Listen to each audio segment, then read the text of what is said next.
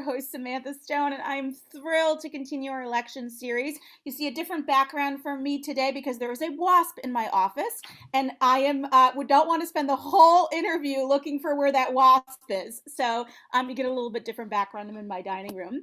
But Colleen Cormier is going to be joining us today. She's a candidate for re-election for school committee, and also a friend of mine. And so I'm thrilled to have her join us today so we can chat through all things schools and where we're headed. Welcome, Colleen.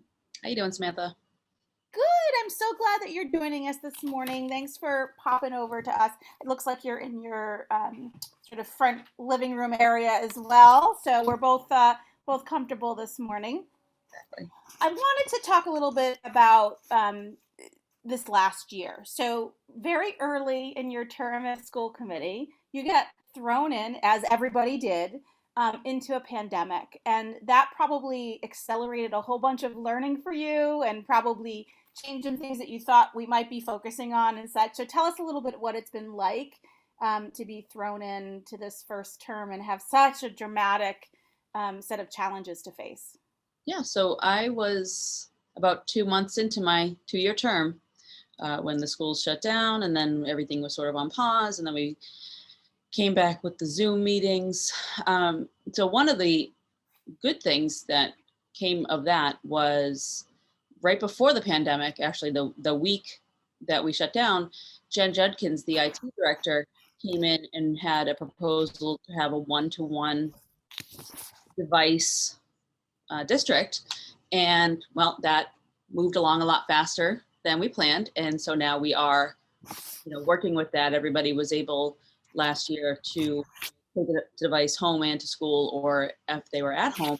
So that was something that I thought was important for us to move forward with, and then didn't really have to do much advocating for it because the pandemic took care of it. So yeah, I mean, coming into it, I wanted to learn a lot. I mean, it's like they say when you go to nursing school, like I did, you learn more in the first month than you did in all of your years of school. And I think that throughout my campaign 2 years ago, I was trying to learn as much as I could.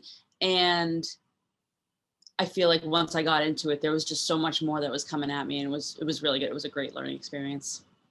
So one of the things, Colleen, I think is your strength, and I think we see it when we observe meetings, and we see it when you share your thoughts on different ideas and policies. You're sort of a researcher by nature, right? Like you like to go in and dig in and learn information and learn the facts and ask a lot of thoughtful questions. And one of the things that I think where you're applying that is you're on the policy committee. Tell us a little bit about the work that you're doing there. And I have to just say thank you, because the thought of looking at a binder of policies that have been, for the years and years that have been around makes my eyes and skin itch. Just, I don't think I could sit still long enough to do that. So tell us about the work that you've been doing there and why it's so important. I'm the opposite. I love that. So the Policy and Safety Subcommittee is one of my assignments, and I started a sort of a project with Dr. Baldessari, the Assistant Superintendent for Student Services, to really look at the policy manual as a whole, which currently is housed online. So you can go to MASC, the Mass Association of School Committees, and a lot of districts have their manuals on there, and MASC provides a lot of the language for the policies. So, it's a drop down and you click through the the section on the students and the section on employees and the section on school committees. And we were talking about updating and kind of going through and seeing what needed to be, brought to the forefront, brought to the future, because some of the things were a little old, and if they weren't an issue, nobody really thought about it because nobody's going through them regularly. So I ended up printing them out because for me to take my red pen to it, it was just easier. And looking at it as a whole, there were some things that were redundant and some things that other areas have that in the districts that we might want. So it's been really interesting. And I have read all of our policies many times now. So if you have any questions about those, I can definitely fill you in. But it's I'm glad you mentioned that. I would like to ask one question, and just in general, having gone through that sort of very extensive process, what do you feel is like the most important areas of policy for us to address as a, I mean, obviously there's probably lots of things, but the things that are probably most important to you? Yeah, there are some older policies on there that I think that we need to either remove or freshen up. And you're going to see a lot of that in the coming year of the school committees. Dr. Baldessari is providing many PowerPoints for because we have about 350 policies. And so a lot of them, when they got transferred over, didn't necessarily get all the information it needed. So we're going to be reaffirming them and removing some, that may be changed. We have some health related policies that could use some freshening up just because things have changed. So I think that, and also with things changing in the schools and like, technology, the technology policies are adorable. That is a great word for it, Colleen. The World Wide Web is a vast area. I mean, this was written in 1995, I'm pretty sure. So, it's like you can talk to a scientist at NASA and like, we can do a lot more than that. I mean, not that that isn't great, but a lot of it has moved forward, and especially with being a one-to-one district and so much more that we're using it than when I was in high school, which I'm pretty sure is when this was written, and we weren't using the internet in school. So just bringing up speed with the current times, I think is going to be really important. That's awesome. I'm glad to hear it. I'm glad someone is working diligently on that. That's not me. So appreciate that. Are there other committees that you're on as well?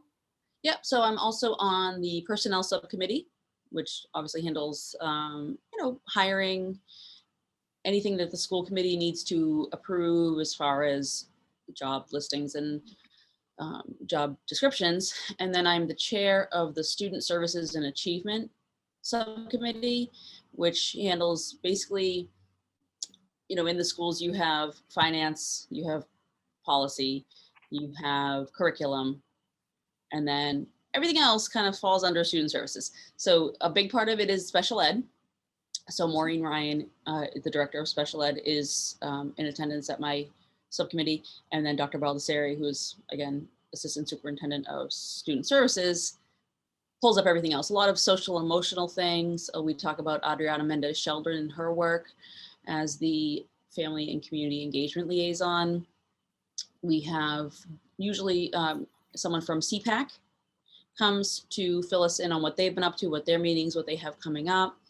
So it's a lot of information. I think of the three that I'm on, my notes from my minutes are pages and pages. And I feel like I have to really amp up before I do it, report those at the meeting, because I feel like I'm talking for a long time when I do it. But it's so much important information that I think is good to have. And people might tease out whatever they need from that, but I think it's all worth reporting and, keeping in the forefront. Good. I have a whole bunch of questions that just spurred from that. Let me start with, I want to go back to the personnel committee for a minute. Yes. One of the things that was when you were campaigning and we were talking prior to election, I know was important to you, was having our staff at the schools better represent the diversity that our students have in many, many ways. And I don't know that we've made a ton of progress there. I know the pandemic became the most important thing that we as a city and as a country and as a world, frankly, had to address. But I would love to understand from your perspective what we have done and where you see us as next steps, things that we should be doing next. Yeah. So I know our previous inaugural HR representative, Judy O'Neill, was doing a lot of work towards that. She was going to sort of job fairs, specifically, looking for people with more diverse backgrounds. And it's hard because if the pool isn't out there, if people aren't in there in the pool. And so one of my favorite things that Dr. Matt Crowley mentioned, the superintendent, was, why don't we get kids from Woburn, who maybe are considering, because so many Woburn educators are, grew up in Woburn and went to Woburn schools. I think last I knew it was like 60%. Wow, that's actually really high. It's a lot. Yeah. And that was 2 years ago. I don't know I'd be curious to see. But I know one new math teacher at the Joyce is from class of 97, the year before me. and was like a track star and whatever. But anyway, so, how many more of those can we get? How many more of the current students can be encouraged to pursue education and then come back to Woburn and hopefully better represent the student body as a whole, So if maybe somebody was thinking, I mean, when I was in high school, I thought, oh yeah, nursing sounds good. And then I went a completely different trajectory. And then I came back to it. So, maybe if somebody had pushed me to say, oh, you really are interested in the sciences and the things, how about, why wouldn't you do this? And maybe I would have, maybe I wouldn't, but I got to where I am and it's fine. But I think a lot of that sort of in-house stuff is good too. And I'd be curious to see what surrounding towns have for diversity within their staff. And is it that they're offering different benefit packages, the pay, or is it what is it? So I'd be curious to see what everybody else is up to.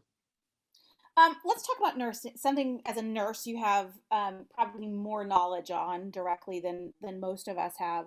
So there has been a lot of discussion surrounding vaccinations for young people. Right now, vaccinations are not, they're on emergency use for 12 and up.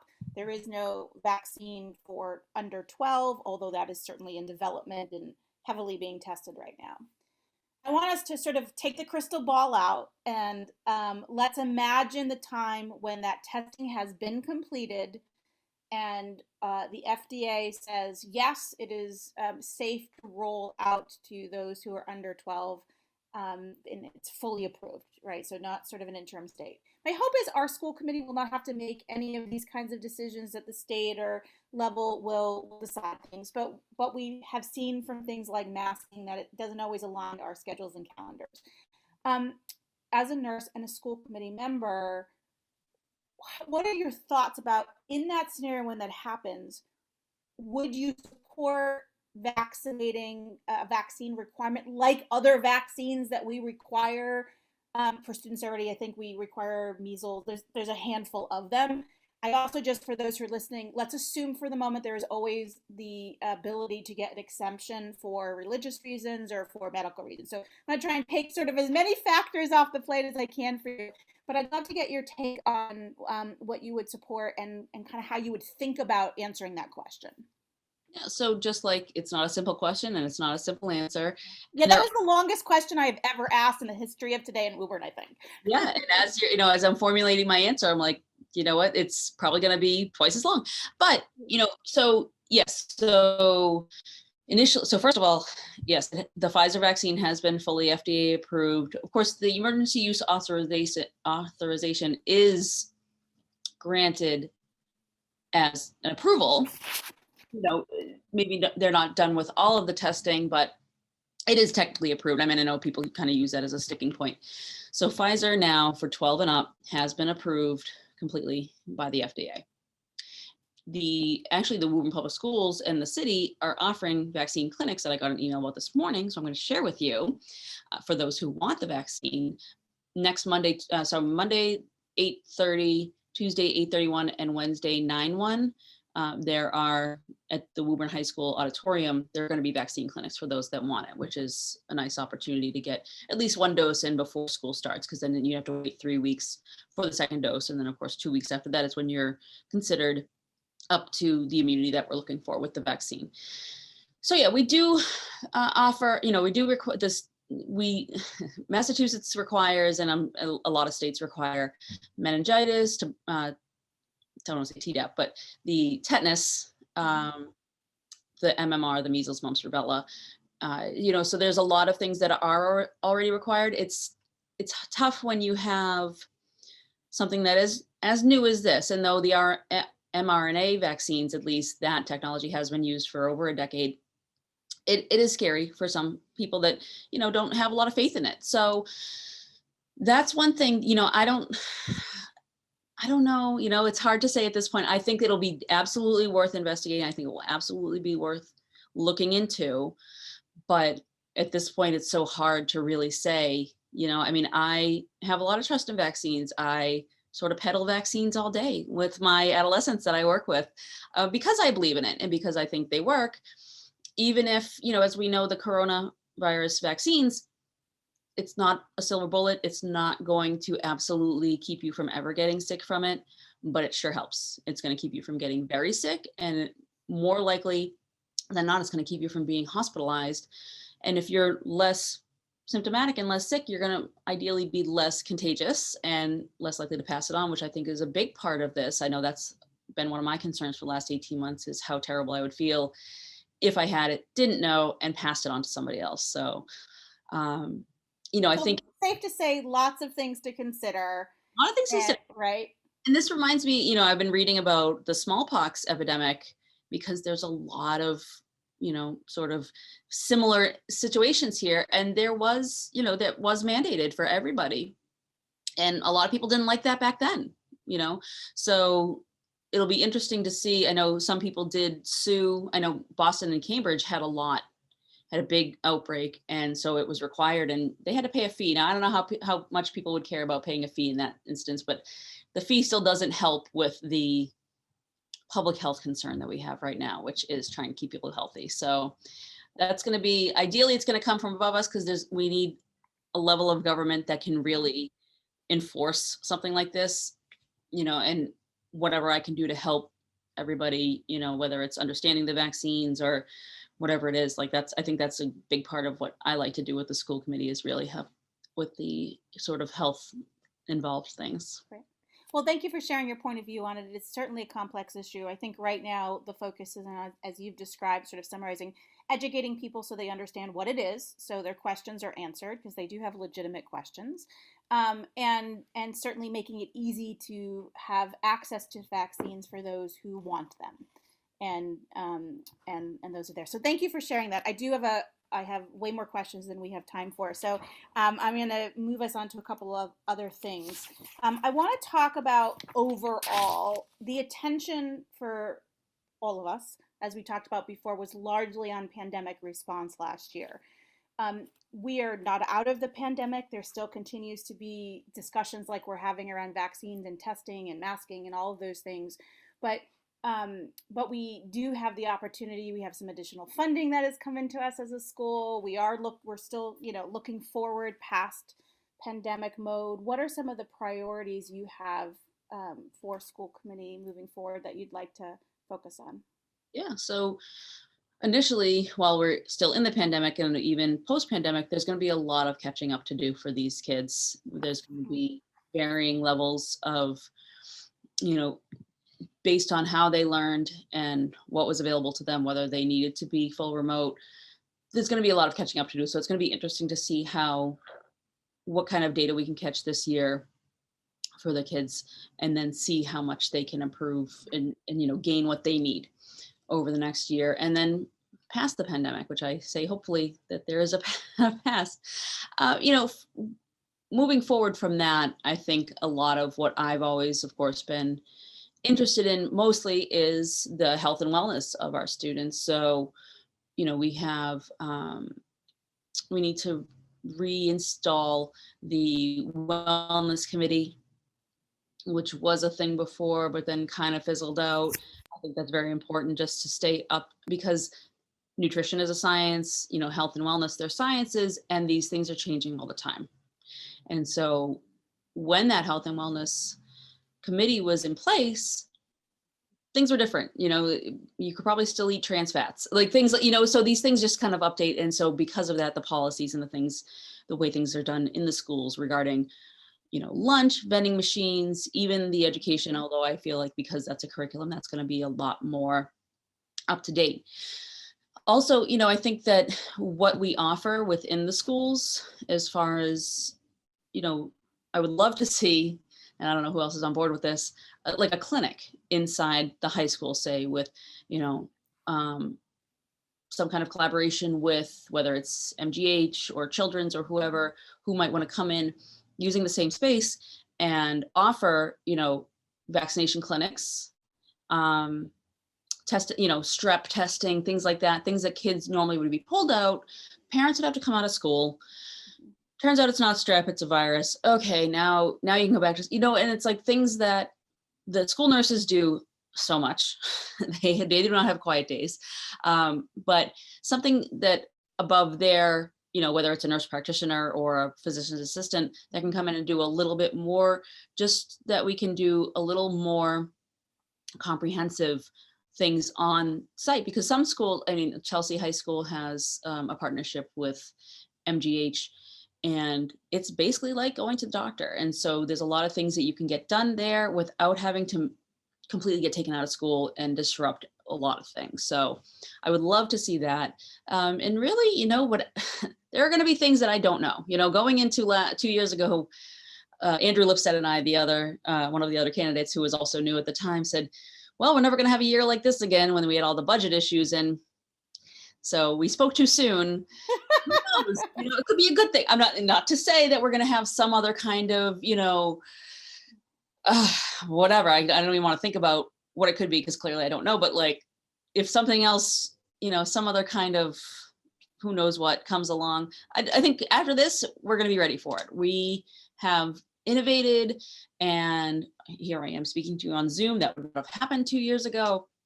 So we've done so much to still move the district forward despite the challenges. And that's going to be really important to keep those things implemented going forward and be able to meet any challenges that come along. I'd love it. We're almost out of time, so I want to get one more sort of priority question in for you. So we are, school is happening soon. For some families, maybe not soon enough. Summer is really long.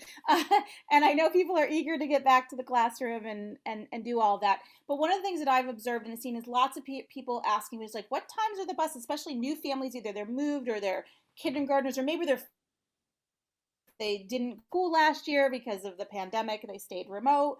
So there's lots and lots of questions. And so I'm curious, to me, it feels like there's like a new family welcoming kind of package that answers a lot of these common questions. It's just not consistent across our schools today, and even sometimes across classes.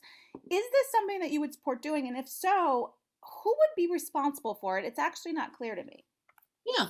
So, you think about however many years Woburn Public Schools have been open, and how did we always, right?